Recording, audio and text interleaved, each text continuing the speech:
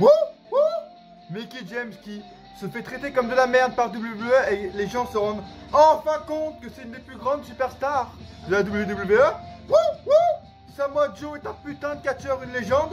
Wouh, wouh. Impact, c'est trop bien. Wouh, wouh. Daniel Bryan qui va peut-être prendre sa retraite. Bienvenue dans ce nouvel épisode de Every Catch, les gars.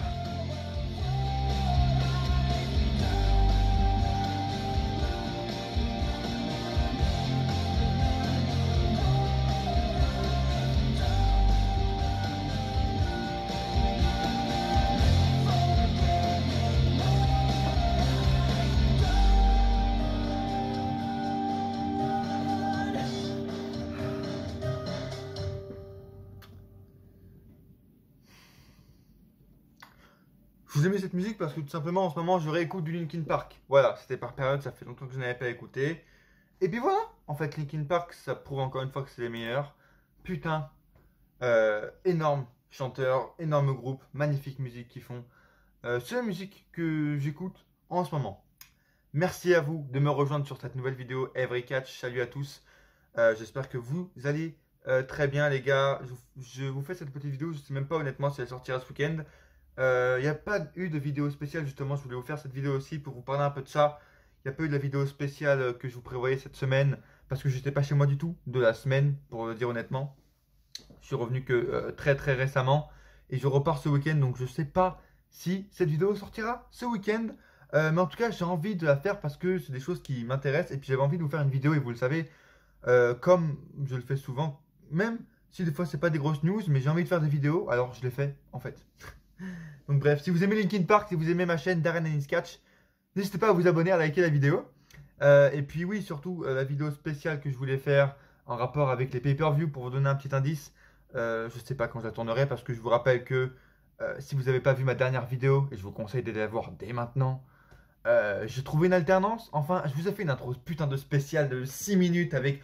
En même temps, c'était les mecs qui étaient virés. Samoa Joe, oh my god, Mickie James, viré. Et en même temps, le jour même, je trouve une alternance. La dernière vidéo, elle est folle. L'intro, elle était folle. J'ai pris du temps jusqu'à 2h du mat. Je me suis mis sur cette putain d'intro, sur cette putain de vidéo. Alors, allez la voir, s'il vous plaît, les gars. Ça me ferait super plaisir si vous l'avez toujours pas vu. Et donc, oui, vu que j'ai trouvé une alternance, normalement, je commence lundi. Mais apparemment, tous les papiers sont pas faits. J'ai des mecs qui s'occupent des contrats là, dans mon école qui sont lents, mais la France, la France, simplement. Vous savez, les fonctionnaires de merde qui servent à rien là, en France. Bah, vous avez l'exemple ici en fait. Je sais même, peut-être que je vais même pas commencer lundi parce qu'ils sont hyper lents ces connards. Donc peut-être que je vais perdre un peu de mon salaire en fait. Parce que si je repousse les jours, je suis moins payé. Ce qui intéresse quand même ici, c'est l'argent en alternance. C'est bien à prendre. Mais l'argent, c'est important aussi. Quand tu es à moins 50, dès que tu fais un achat sur ton putain de compte, c'est chiant en fait. Donc l'argent, c'est important. Bref, en mode Jean-Claude Van Damme. Enfin, du coup, j'essaye de vous sortir cette vidéo la semaine prochaine, mais si j'ai le temps de la tourner, et du coup, si j'ai pas le temps, j'espère que cette vidéo fera l'affaire. Vidéo aussi spéciale qui arrive bientôt, j'allais presque dire le nom, mais je vais pas vous spoiler la putain de Vora, je vais pas vous spoiler.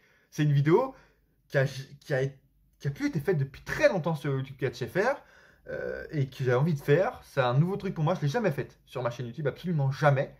Et j'ai envie de vous la sortir, j'espère vous la sortir le week-end prochain. Le week-end du combien 2 mai, 3 mai on sera, je sais pas. Elle va sortir, bordel.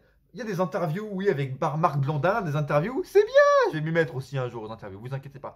Moi, ce sera pas des Marc Blondin, je vais interviewer. Vous inquiétez pas, je vais me mettre un jour aux interviews. Mais là, c'est un truc qui a peu été fait depuis très longtemps et que j'ai jamais fait et que j'ai envie de vous sortir quand même. Ça fait, vous savez, quand je l'ai tourné début mars, cette putain de vidéo. Avant Fastlane 2021. On arrive début mai, c'est incroyable. Bref, en plus, elle est toujours d'actualité, donc c'est pas grave. Je vais essayer de faire court parce que de une, j'en ai marre des putains de montages qui durent 2 heures. Enfin, 2 heures. 2 jours. De deux, j'en ai marre de ces putains de rendus qui durent des plombes. Et de 3, j'en ai marre du montage, je vous le dis honnêtement. Donc, ne vous étonnez pas si, même dans la prochaine vidéo que je vais tourner, si j'ai le temps de la tourner, il n'y a pas trop de montage parce qu'en fait, j'en ai marre. Avec WrestleMania, là, j'en ai eu ma dose. En fait, surtout avec cet ordinateur, en fait, j'en ai marre. Juste. Donc, vidéo tranquille, vous savez, c'est les Every Catch. Je parle de ma vie, justement, parce que Every Catch, c'est du catch, mais pas que. Et là, on va parler de catch, justement, maintenant, parce que j'ai passé ma vie, etc. C'est bien. Euh, Très bien. Maintenant, parlons de ce qui est intéressant, de ce qui vous intéresse, de ce pourquoi vous avez cliqué sur cette vidéo. Et voilà, je voulais faire un petit point aussi, parce qu'il y a beaucoup de choses qui se sont passées cette semaine. Je vais aussi vous parler, bien sûr, de ce que j'ai vu cette semaine. Et pourquoi pas en parler maintenant, d'ailleurs. Vous savez, j'aime bien faire une petite chronique, je sais pas comment vous l'appelez, de ce que j'ai regardé dans la semaine. Ça, je trouve vraiment ça intéressant. Même vous, dites-moi dans les commentaires, c'est comme ça qu'on peut évoluer, un peu être de plus en plus curieux, être de plus en plus, tu vois, évoluer en termes de catch, en termes de connaissances casse, de culture, de faire évoluer notre culture. Je pense que c'est intéressant. Donc c'est pour ça que dans chaque Every Catch, j'essaie de vous proposer ça, de tout ce que j'ai, de tout le catch que j'ai regardé la semaine qui est passée ou les 2 semaines qui est passée. Et faites-le dans les commentaires aussi. Dites-moi ce que vous avez regardé, que ce soit du WWE, New Japan, ROH, ou comme moi, désormais maintenant. Ouh, la période elle est revenue. Impact Zone TNA. Voilà, je retombe en fait carrément dedans. Je vous le dis honnêtement, j'adore. Je suis en train de regarder ce qui est en train de se passer maintenant parce que ce qui est en train de se passer maintenant, c'est un gros tournant pour Impact. L'association avec AEW dimanche, gros pay-per-view avec le main event Kenny Omega, Rick Swann, énormissime, très belle com autour et très belle vidéo. Allez voir les vidéos YouTube qu'ils ont fait dessus. Ils ont fait un reportage d'une 40aine de minutes avec des Tommy Dreamer, etc. qui sont en mode kayfabe, mais pas trop kayfabe. Tu vois, ils disent vraiment ce qu'ils pensent d'un côté sur. Et c'est très stylé. Et honnêtement, bordel, ça me fait plaisir pour Impact. J'ai toujours eu un putain d'amour pour Impact. Vous le savez, je vous en ferai une vidéo spéciale un jour, je suis obligé. Peut-être même des reviews à un moment donné. Peut-être Rebellion. Imagine, je commence pas lundi. Bah, review de Rebellion si je regarde, tu vois. Rebellion qui est le pay-per-view qui se déroulera dimanche. Mais je suis très content parce qu'ils ont vraiment du potentiel. Et moi, j'avais une haine envers AEW, c'est que quand ils ont commencé, et ça, j'ai jamais oublié, c'était quand Impact commençait à redevenir bien vers mi-2019 où ils avaient Tessa Blanchard, Sami Callihan, c'était énormissime. Et t'as AEW qui a raflé complètement tous les bookers de Impact, ils les ont tous rachetés, tu vois. Et ça m'avait cassé les couilles. Et maintenant, c'est bien. Ils font un peu leur. Tu vois, ils demandent pardon. Ils s'affilient avec Impact. Ils leur donnent un peu de crédit, de visibilité. Et ça me fait plaisir pour eux. Honnêtement, ça me fait très plaisir. Le seul point négatif que je peux reprocher à ce match, Kenny Omega, Rick Swann, où les deux évidemment seront champions. Enfin, les deux titres sont en jeu. Mais si vous voulez mon avis, évidemment, Kenny Omega qui ira remporter le titre. Et ça également, c'est très bien de la part de AEW de mettre encore plus de visibilité car Kenny Omega arrivera sûrement à Dynamite avec le titre Impact et ça c'est très stylé et pour donner de la crédibilité au titre avoir un mec comme ça c'est très très bon en fait pour le business simplement. Le seul point négatif c'est vraiment Rick Swann en fait mec tu me mets TJP qui est aussi dans la division, tu me mets Kalisto, j'ai le même effet en fait. Rick Swann, je veux bien en champion mineur, même en champion mineur du côté d'Impact, mais pas plus loin, quoi. Enfin, fallait mettre un gros mec, histoire de représenter ta brand au plus haut niveau. Là, t'es dans des matchs les plus importants de ta compagnie, quoi. Ton titre est en jeu, il pourrait partir dans une compagnie qui n'est plus la tienne. C'est stylé, et c'est important. Tu mets Rick Swann, mec. Je sais pas, mais Sami Callihan, un mec qui représente ta compagnie, qui est un putain de mec que les gens apprécient. Ou un autre mec, je sais pas, un Josh Alexander qui n'a jamais eu sa chance, ou même un. Qui a d'autre? Enfin, Matt Cardona, j'allais dire un Zack Ryder, ou s'ils avaient gardé un EC3, des mecs comme ça.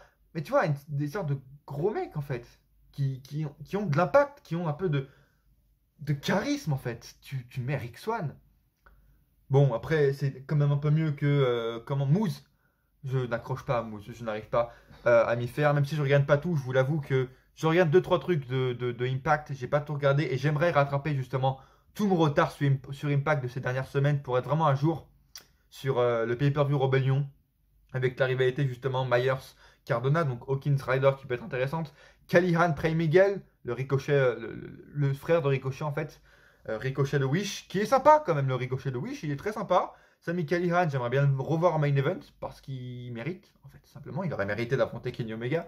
Je pense qu'il garde l'affiche, en fait, c'est pour ça. Je pense qu'il garde vraiment l'affiche entre les deux. Le problème en ce moment avec Impact, c'est qu'ils n'ont pas assez de star power, honnêtement. C'est peut-être ça qui leur manque. Mais bref, en ce moment, ce qui se passe quand même, c'est assez cool. Et ce qui leur manque, honnêtement, pour ce pay-per-view dimanche, c'est un putain de public. Ça mérite, des matchs comme ça méritent un putain de public, quoi. Parce que sans. Enfin, dans une arène vide comme ça, j'en peux plus. Moi, j'ai l'impression de revenir au Performance Center. C'est pour ça que j'arrive pas à tenir toute l'heure et demie que durent les impacts chaque semaine. J'arrive pas. Parce que j'ai l'impression de revenir au Performance Center, c'est horrible. Même s'ils rajoutent les bruits de fond, c'est pas possible, quoi. Ça me fait chier. Pourquoi vous prenez pas une arène plus grande, quitte à avoir quelques mecs, mais au moins avoir du public, quoi. Parce que c'est pas possible. Sans, c'est pas possible, quoi. Bref, et justement, je vous parlais d'Impact parce que je recommence à regarder plein de trucs d'Impact. Et j'ai envie de prendre l'abonnement à Impact Plus, mais mec, c'est tellement. Il n'y a rien de bien expliqué en fait. Toujours, hein, je vous fais la même remarque qu'il y a un mois ou 2 mois, je sais pas quand j'en avais parlé, mais c'est nul en fait. Leur site, leur application, elle est dégueulasse. S'il y a des mecs qui sont abonnés à Impact, je vous demande de l'aide. Vraiment, parce que je comprends rien. Tu tapes dans la barre de recherche, t'as rien qui. Tu peux même pas chercher catcher par catcher, pay-per-view par pay-per-view. T'as des trucs qui sont bloqués, tu vois même pas ce qui est bloqué, ce qui est pas bloqué. Quand t'as un putain de show, il pourrait vraiment faire comme Bevel, c'est-à-dire ajouter tout ce qui va se passer dans le show. Là on voit rien, on découvre, tu sais pas ce qu'il y a dans le show, c'est horrible, c'est nul, c'est très mal expliqué, t'as pas d'ergonomie, tu te sens, c'est fermé, c'est pas beau en fait, c'est une mauvaise application. Info en direct, Darren Ennis Catch, il n'y a pas de coupure, c'est du direct. Bah voilà, en fait, directement news, flash news de la chaîne. Il y a l'entreprise qui m'a rappelé, au final, je ne débute pas la semaine prochaine. Pas du tout. Incroyable, ils m'ont rappelé pendant que je tournais la vidéo, mon pote, c'est incroyable. Et donc, c'est repoussé au 3 mai. Donc, ne vous inquiétez pas. Si cette vidéo n'est pas sortie ce week-end, elle sortira sûrement lundi soir, si j'ai pas le temps de faire le montage ce soir, si j'ai pas fini aujourd'hui. Elle sortira sûrement lundi soir, mais voilà, Darren Sketch en direct, les potes, j'ai été rappelé maintenant par l'entreprise, c'est pour ça qu'il y a eu une coupure. Et au final, voilà, les papiers n'ont pas été faits parce que les putains de gens qui s'occupent des putains d'alternance en France sont putains de lance, des putains de fonctionnaires de merde. Du coup, what? Une semaine de salaire en quoi? En quoi? En moins, oui. Ça fait presque combien? 8 mois qu'on n'a pas eu de salaire, qu'on n'a pas été payé. On est en négatif à chaque truc qu'on achète. En fait, on est en négatif sur notre putain de compte. Et encore, on repousse d'une semaine notre putain de salaire. Ouais, super. Wouhou. Allez, mon pote, encore une semaine. Le petit point positif, c'est que au moins la semaine prochaine, normalement, j'aurai le temps de vous tourner la vidéo que j'ai envie de vous tourner sur les pay-per-view. Donc écoutez, soyez prêts, soyez là. Et puis la vidéo aussi spéciale qui a pu être faite sur YouTube depuis longtemps. Voilà, je vous en tease encore. Je vous fais de la com dessus, mais c'est vrai. Et elle est tournée depuis début mars. Le montage est fait. C'est vraiment l'upload. C'est YouTube. C'est la VVE qui me fait chier pour des putains de droits d'auteur de mes couilles. Alors que la vidéo que je vais vous mettre, elle fait ça sur le putain d'écran. Ça commence à me péter des couilles. Tout va sortir la semaine prochaine. Vous comprenez? Même cette vidéo, peut-être qu'elle. Vous aurez peut-être 3 vidéos cette semaine. Bref. Abonnez-vous à la chaîne si ce n'est pas déjà fait. Likez la vidéo, le référencement, vous connaissez là-bas. Et voilà, si vous aimez vraiment ce que vous voyez, si vous êtes là souvent sur ma chaîne, sur mes Everycat, sur mes reviews de pay-per-view, etc. N'hésitez pas vraiment à vous abonner à cette chaîne. Et commentez dans les pay-per-view encore une fois de tout ce que je vous ai dit sur Impact en ce moment, etc. Et du coup, on va reprendre sur Impact. Every catch, c'est du catch, mais pas que. Voilà, en direct. La preuve en fait, simplement. Bref. Et j'aimais justement Impact. Faut que je me remette dedans là. Avec l'entreprise, ça a été du. En plus, j'avais un mail que j'avais pas envoyé. C'était des papiers importants, vous savez, genre le permis, genre la carte vitale, tu sais, pour être payé, genre un truc, un RIB, tu sais, pour que ton salaire se verse en fait. Faut que tu t'envoies, sinon, bah, y a pas de salaire. J'avais pas envoyé comme un handicapé, alors que j'avais envoyé, mais à la mauvaise adresse. Bref, laissez-moi tranquille. Laissez-moi me poser devant cette putain de vidéo. Et on reprend comme si de rien n'était. Donc, Impact, justement, j'aime bien Impact parce que ça me permet de me poser déjà tranquille et que bordel, c'est le style de catch que j'aime.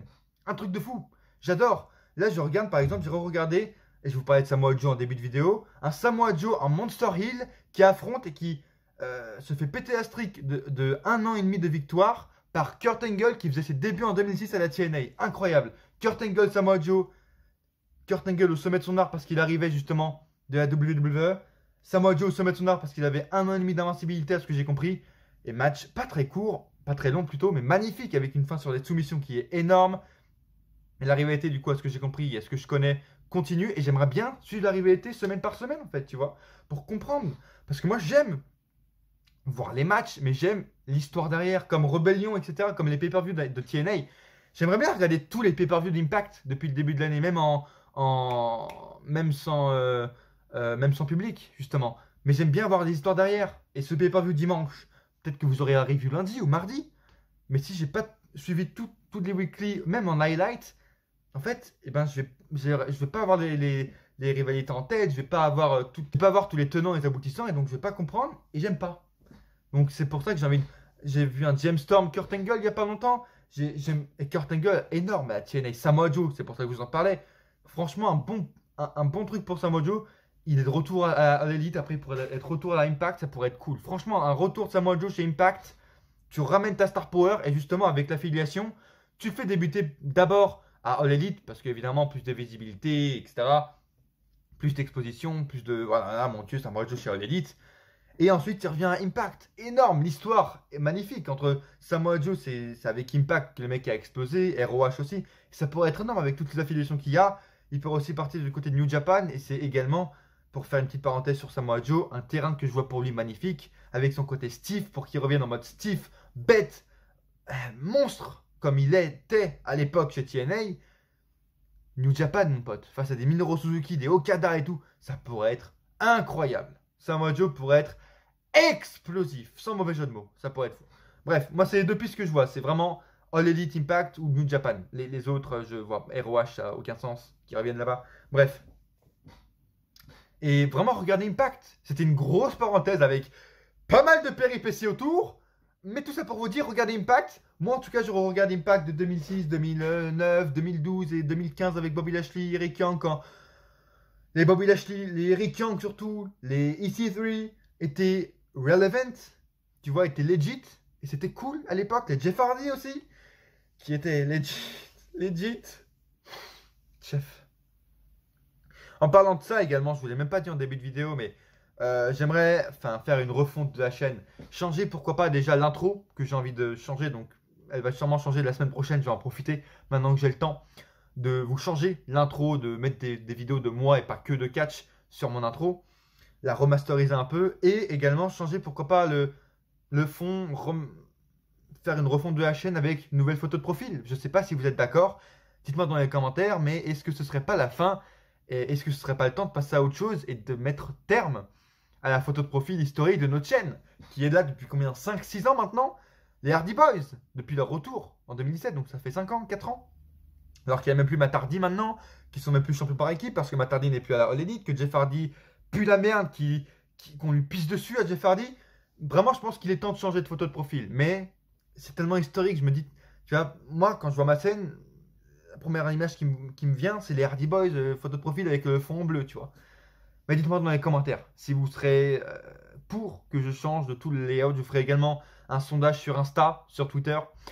J'étais aussi bloqué sur Insta depuis une semaine, c'est pour ça qu'il y avait rien sur Insta. Enfin bref, que des péripéties qui se passent ces derniers jours. Si vous me dites non, après voilà, il y a un logo de prêt, il y a tout qui est prêt, mais si vous me dites non, je ne mettrai pas le nouveau logo. Je ne mettrai rien si vous me dites non. Mais si vous me dites oui, il y aura peut-être un nouveau logo qui arrivera. On parlerait pas un petit coup, dites-moi, de Daniel Bryan. Je sais, vous êtes là pour Mickie James. Vous savez très bien ce que je veux dire sur Mickie James, une des meilleures catcheuses de tous les temps. Bref, parlons avant Daniel Bryan. Voulez-vous?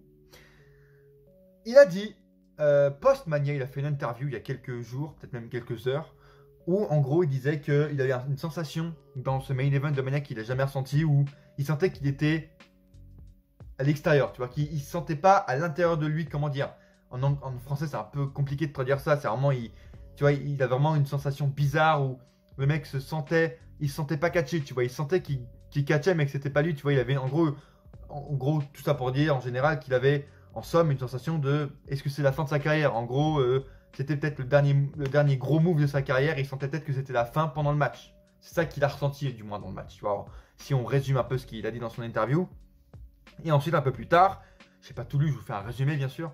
Il disait que, pourquoi pas, il irait dans d'autres promotions, que son contrat, il le rappelle, se termine bientôt, à la fin de l'année. Je crois qu'il se termine en septembre ou en août. Et il a lancé des pistes sur peut-être des futurs angles, des futurs matchs dans d'autres promotions. Et ses cheveux, c'est une putain de catastrophe. J'en ai marre. J'ai pas envie de me les couper, mais c'est une catastrophe. Il est pas là. Il est où? Non, il est pas là. Un putain de serre-tête. Je vais mettre un serre-tête. La prochaine vidéo, il y aura un serre-tête. Je vous le dis. Je m'en bats les couilles, je m'en bats les couilles en fait, parce que j'en ai marre. J'ai envie de laisser long, mais regarde, je peux rien faire. Bref, Bref, je suis un Pelch maintenant. Honnêtement, ça me ferait chier qu'il arrête sa carrière parce que justement, pour être un peu rapide, le point où je veux en venir, c'est que Bryan, je pense, a encore beaucoup à donner dans le catch, que ce soit même à la WWE. Il a maintenant une sorte de d'aura autour de lui de... Enfin, pas Hall of Famer, mais genre de vétéran, tu vois. C'est un vétéran du ring. C'est un peu comme si un Lance Storm était encore là, tu vois. J'allais dire, c'est pas un des plus grands, mais si, Bryan est un des plus grands, mais tu vois, c'est pas non plus le giga méga superstar, ça n'a jamais été l'affiche de la WWE, mais il a toujours été là. Le mec a quand même été champion de la WWE, et le mec est un des meilleurs dans son domaine. Et ça me fait vraiment penser à, par exemple, à des Lance Storm ou même des William Regal, des mecs qui n'ont jamais été au top du top, même si Bryan a été au top du top, mais qui sont au top de leur niveau, qui sont. On peut rien leur apprendre en fait, niveau in-ring, parce qu'ils maîtrisent le catch à la perfection. Et des mecs comme ça qui sont encore actifs, au niveau de Bryan, qui peuvent encore faire ce que Bryan fait actuellement, etc. Et qui sont comme Bryan dans la title picture, qui l'ont été du moins il y a très très récemment. Il peut amener beaucoup d'expérience et beaucoup d'histoires à raconter. Et voilà, il peut maintenant se lancer dans une sorte de storyline de vétéran. Et ça peut être putain d'intéressant. Comme il a fait avec Cesaro et Nakamura en début d'année, mais encore en plus poussé quoi.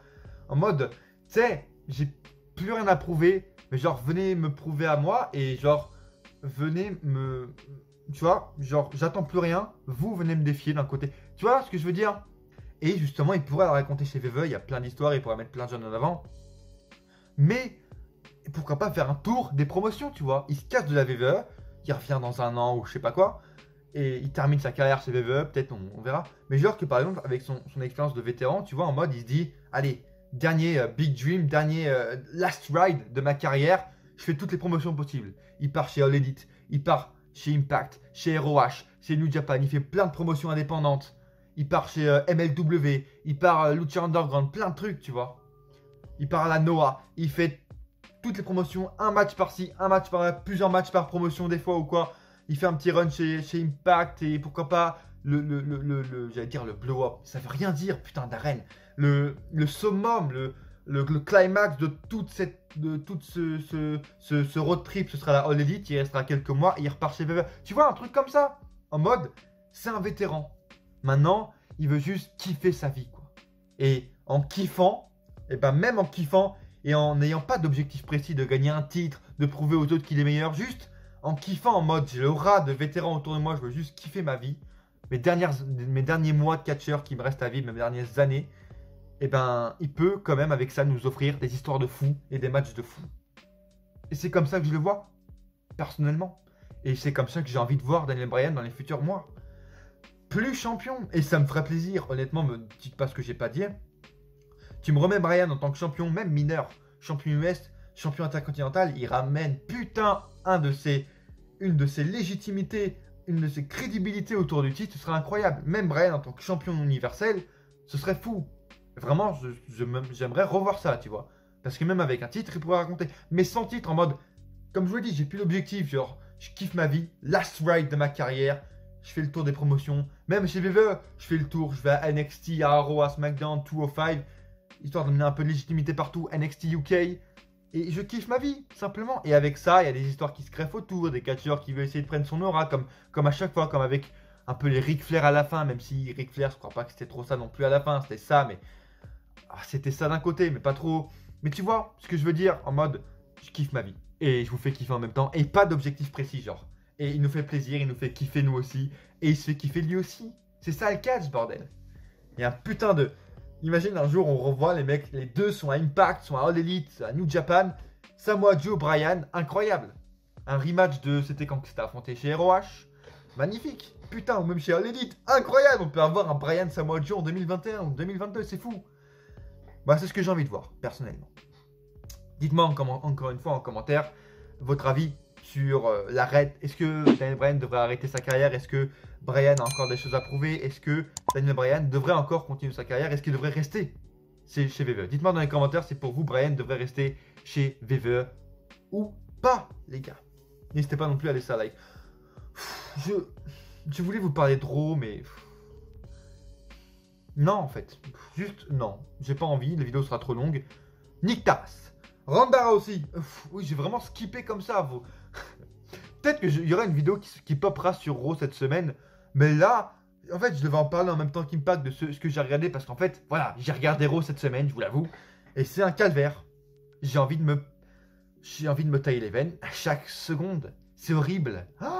La division par équipe. La division féminine.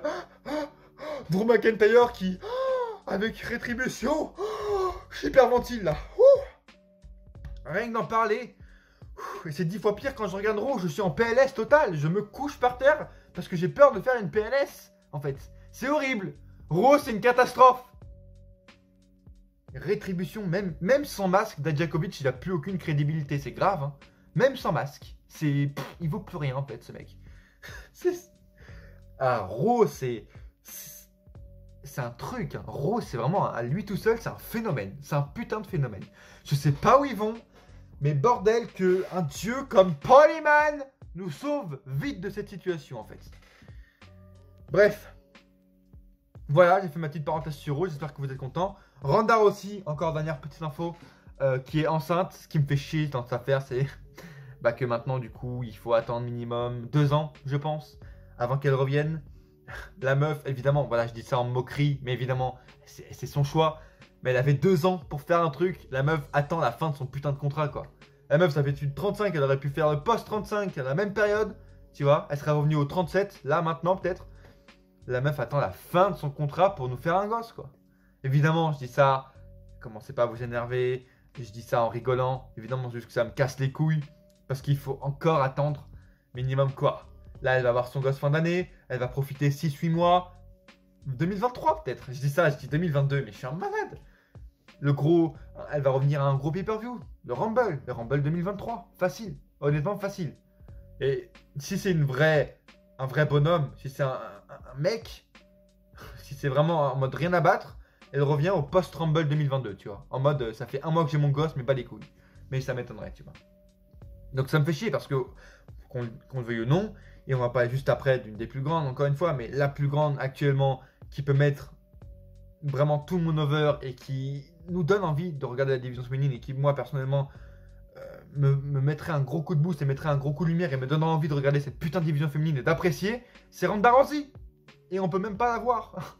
Il faut encore attendre. Et on a même plus Becky Lynch. Et on a même plus Peyton Royce. Et on a même plus Billie Kay. Et on a même plus, et les gens se réveillent enfin, la plus grande catcheuse, une des plus grandes catcheuses de l'histoire. Ah bah dis donc, c'est pas comme si je l'avais dit la semaine dernière. C'est pas, oh bah non, moi j'ai pas attendu que les gens se révoltent sur Twitter pour aussi dire, c'est vrai que Mickie James est une des plus grandes. Non, ça fait 10 ans que je le dis. Sur cette putain de chaîne, ça fait des années que je le dis. Oui, Mickie James est une des plus grandes catcheuses de l'histoire. Et non, elle méritait pas de se faire traiter comme une merde, de déjà se faire virer au téléphone par ce connard de Marc Carano, comme une merde au téléphone ou même par texto qui sert en mode t'es viré, ciao. Et de 2, elle méritait encore moins de recevoir ces putains d'affaires dans un sac poubelle. Ce qui mériterait d'être dans un sac poubelle, c'est les putains de bookers qui nous bookent chaque semaine Raw. Ce qui mériterait d'être dans un sac poubelle, c'est Raw chaque semaine. Dans un sac poubelle, c'est Rétribution. Ce qui mériterait d'être dans un sac poubelle, c'est, je sais pas, Vince McMahon qui se casse en fait, qui finisse dans un putain de sac poubelle parce à chaque fois il arrive en retard et il nous gâche tout. Voilà ce qui mériterait d'être dans un putain de sac poubelle. C'est pas les affaires de Mickie James. Les putains de gear, les putains de tenues de catch, une seule tenue de catch de Mickie James a plus de valeur que ces 6 derniers mois de toute cette dernière année de Raw. Littéralement. Donc, niquez vos races en fait. Oui, c'est de l'irrespect. Totalement. Et c'est pas la première fois. On a vu Gail Kim le dire. On a vu Maria Kanellis. Et ça m'étonne qu'il ne l'ait pas dit. Bordel, ils auraient dû le dire. L'année dernière, les mecs qui se sont fait virer, la grosse flopée de licenciés qu'on a eu au 15 avril, comme par hasard, comme cette année, et ben apparemment, il y en a plein. Et Maria Kanellis, donc je suppose Mike Kanellis. Il y avait qui d'autre? Je parlais les Heath Slater. Il y avait qui d'autre encore l'année dernière qui a été viré? Il y en a eu tellement. Les Slater, etc. Les Gallows Anderson, ils ont dû recevoir leur paquet par sac poubelle, j'en suis sûr. S'il y en a une qui l'a reçu, la plupart l'ont reçu par un connard de Marc Carano. Un putain de Bruce Pritchard 2.0, c'est horrible. Et là, quand j'entends enfin que les mecs sont en train de faire un réaménagement en interne, qui sont en train de virer des mecs, c'est pas trop tôt, putain. Viens-nous Bruce Pritchard, viens-nous Kevin Dunn, bordel de merde. Et oui, merci de nous avoir viré Marc Carano, ce putain de connard, Qui met des... Lui, il mériterait dans un... Ces putains d'affaires mériteraient dans un putain de sac poubelle s'il est viré. Et j'espère qu'il est viré. J'espère que les rumeurs sont vraies, bordel. Horrible, quoi. Comment, à un moment donné, tu peux te dire c'est une bonne chose. En plus, non mais je veux dire, on prend... Attends, juste la logique. Il n'y a même pas de... La logique des choses. Le sac poubelle est dans un carton. Point à la ligne. On retourne à la ligne. Simplement, Marc. Je te parle à toi, Marc. Pourquoi t'as simplement pas mis les affaires de Mickie James dans le carton, simplement. Pas dans un sac poubelle, dans le carton. Juste, tu mets les affaires dans le carton, simple. Rien autour. Juste dans le carton, en fait. Tu sais, c'était pas plus logique.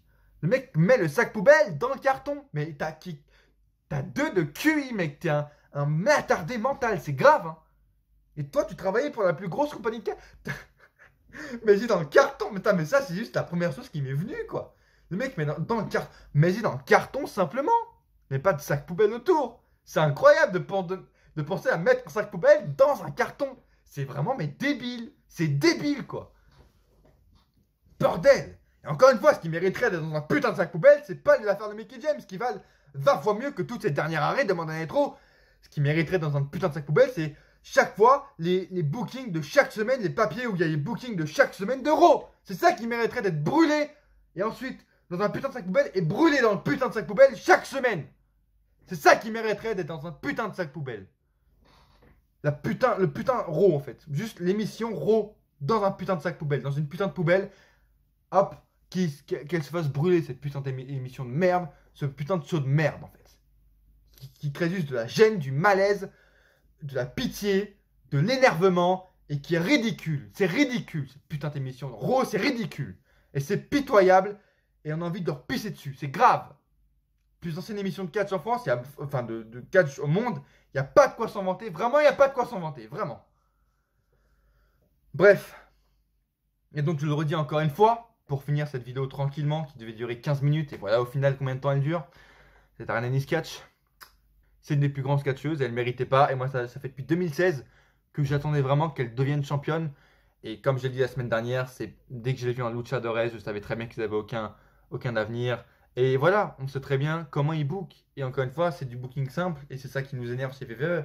C'est qu'on sait très bien qu'ils n'allaient jamais rien faire. Comme avec les Peyton Royce et Billie Kay. Tu sais, des trucs simples, mais qui te disent ils feront jamais rien avec eux. Pourquoi? Dès qu'ils sont arrivés, les Iconics, dès qu'elles sont arrivées, pourquoi déjà elles ont forcé leur gimmick x 1000? Et pourquoi, par exemple, quand elles se sont séparées, pourquoi vous avez pardonné le theme song simple à Peyton Royce?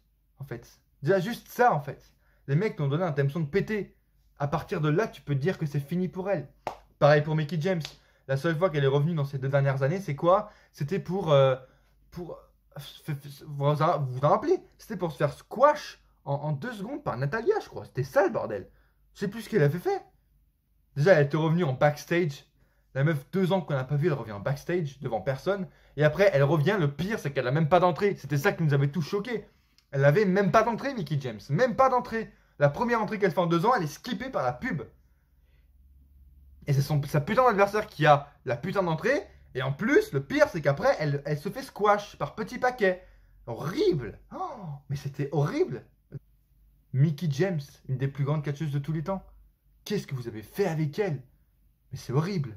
Encore une fois, il ne faudra pas s'étonner quand AEW va faire plus de téléspectateurs de Raw à la fin de l'année. Comme je l'avais dit dans ma dernière vidéo en 2020, je l'avais dit. Vous êtes prévenus, les gars. Bref, merci de m'avoir suivi, les gars. Il reste plus que 15 secondes de record sur mon portable.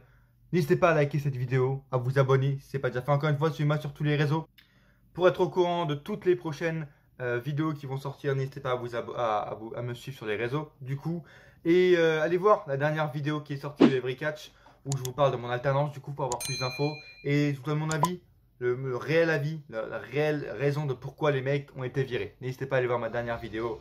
On se quitte tranquille avec du Linkin Park pour finir cette vidéo qui était folle en beauté. Likez les gars, pour le référencement, ça me fait super plaisir. Et à coup sûr, on se retrouve dans une prochaine vidéo.